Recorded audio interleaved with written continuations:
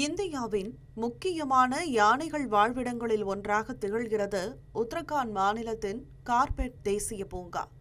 பூங்காவை சுற்றியுள்ள காடுகள் மற்றும் பாதுகாப்பு பகுதிகளும் யானைகளுக்கு முக்கிய வாழ்விடங்களாக உள்ளன.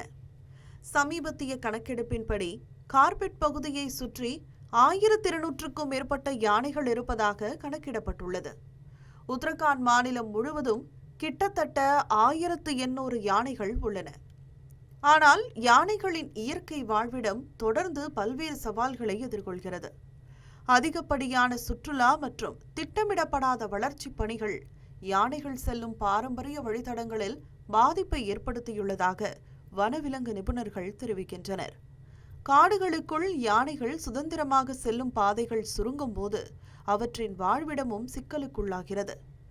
உலக யானைகள் தினத்தில் இந்த பிரம்மாண்டமான உயிரினங்களை பாதுகாப்பது மட்டுமல்ல, அவற்றின் வாழ்விடங்களையும் பாதுகாக்க வேண்டியதன் அவசியத்தையும் நாம் கவனத்தில் கொள்ள வேண்டும்.